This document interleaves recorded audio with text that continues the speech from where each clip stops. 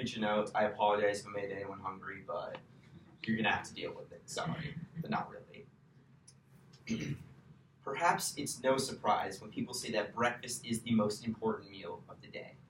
With so many nutrients available and a wide array of options for consumption, it only makes sense that way. It's what gets people up in the morning, besides a cup of coffee, of course. Perhaps one of the most celebrated and delicious breakfasts available, pancakes are a truly memorable way to bring people together and to help get the day started off the right way. Pancakes are incredible. They have a nice golden brown color, a really pillowy, fluffy texture in the middle, and combined with a soft outside and maybe just the right amount of syrup, butter, or whatever topping you want, it makes it delicious from first bite to last. In my opinion, people who cook great pancakes are just as great people. Pancakes are without a doubt my favorite breakfast, and I've had hundreds, if not thousands, of pancakes in my lifetime.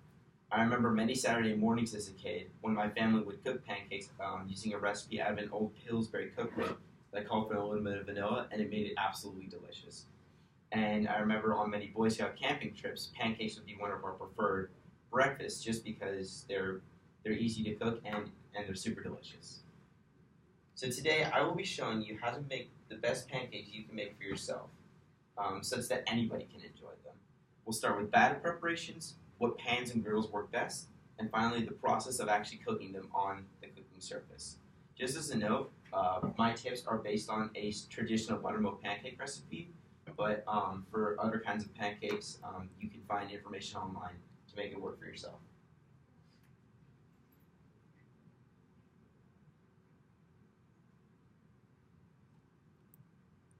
Step 1, the batter. One of my own tips that I've found is to separate the wet and dry ingredients first so as not to accidentally mix the two during the preparation process. In terms of batter, there's a lot of variation as to what dry and wet ingredients you can use, and the possibilities really are endless. One quote that I found that really describes this perfectly comes from an article in The Pioneering Woman, which says that the variation on pancakes can be as large as the imagination. For instance, one of my favorite kinds of pancakes that are actually these potato pancakes on screen, they're called latkes. They're Jewish crispy potato pancakes, and even though even though they deviate from normal pancakes being considered sweet, they're absolutely delicious and one of my favorite foods. There's also banana pancakes. You got your standard buttermilks. Really, the list goes on. And a 2015 article from the Journal of Student Research found that pancakes can have drastically different nutritional values based on the kinds of ingredients you use. But even with these drastic changes in nutritional values, they can still be just as delicious. And for instance, there's even variations on pancakes where egg whites and egg yolks are separated, and then once they're brought back together in the mixing process, they actually create a much fluffier version of a traditional pancake. Step 2, the pan or the cooking surface. The best cooking surfaces are typically made with cast iron, whether that be a pan or a griddle. And the reason cast iron is recommended for cooking pancakes is because they provide really good heat distribution so that when you're cooking multiple pancakes at a time, no one pancake is more cooked than the other. It's really good for consistency, and it makes it a lot easier for the people cooking pancakes.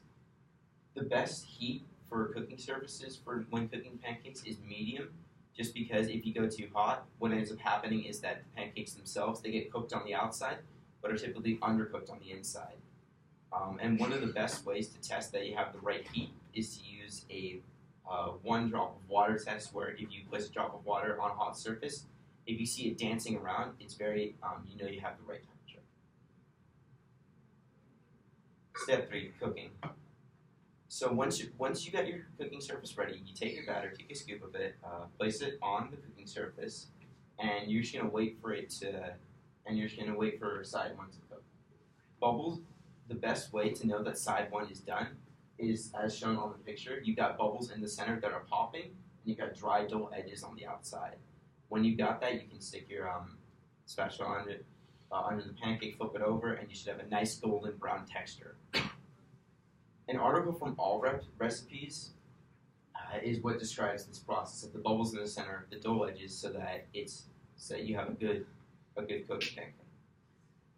On side 2, I like to use what's called the sponge test. I learned about this from a friend's dad who learned about this from a professional chef. And the trick is that if you take a finger and if you place it in the center of the pancake, if you press down on it slightly, if it feels like a sponge, the whole pancake is done, and then you can take it off and start stacking them.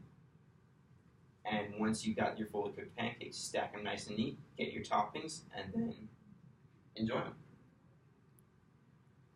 So pancakes, like I said, are great to eat by yourself or with other people. They're just a really good way to bring people together and to have just a really good time. They help get your morning started off the right way, and they're really great for nutrition, provided you have the right ingredients, of course.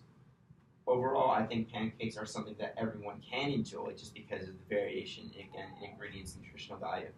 And I think it's something that everyone should be able to enjoy in their lifetime. Thank you very much.